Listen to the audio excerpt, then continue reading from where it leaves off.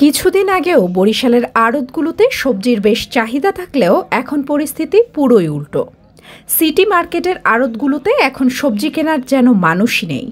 তাই বাঁধাকপি, ফুলকপি, শালগম বস্তায় পড়ে পচতে বসেছে।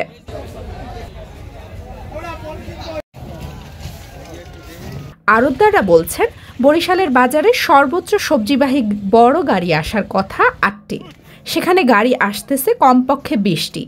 ফলে চাহিদার চেয়ে যোগান বেশি হওয়ায় বাজারে এখন ক্রেতা সংকট। পাইকারি ক্রেতারা ভ্যান গাড়িতে করে আড়ত থেকে সবজি নিলেও বাকি অর্ধেকেরও বেশি আড়তে পড়ে নষ্ট হচ্ছে। ফলে আর্থিকভাবে ক্ষতিগ্রস্ত হচ্ছেন কৃষকরা।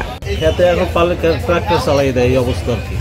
ফুলকপির বস্তা ৬০ কেজি ৬৫ কেজির বস্তা ১৫০ টাকা, ২০০ টাকা, ৩ টাকা, একদম রাতে যায় ৩ টাকা ৪ টাকা কেজি।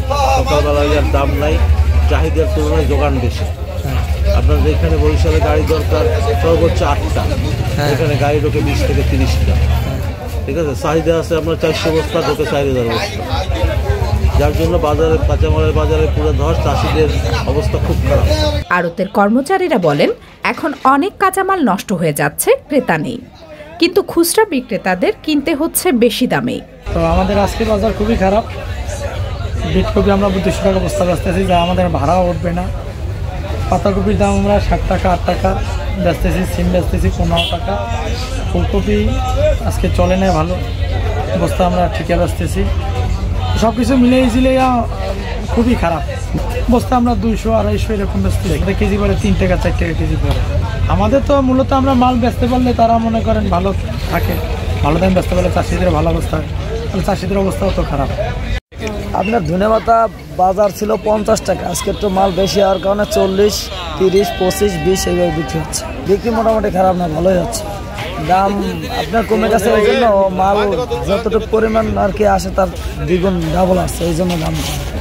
বাংলা বাজার, রূপাতলী ও চৌমাথা সহ অন্যান্য সব এলাকায় ভ্যান কিংবা খুচরা দোকানে এখনও ২০ থেকে ২৫ টাকা কেজি দরে যেভাবে পারছে সাধারণ ক্রেতাদের কাছে বিক্রি করছে।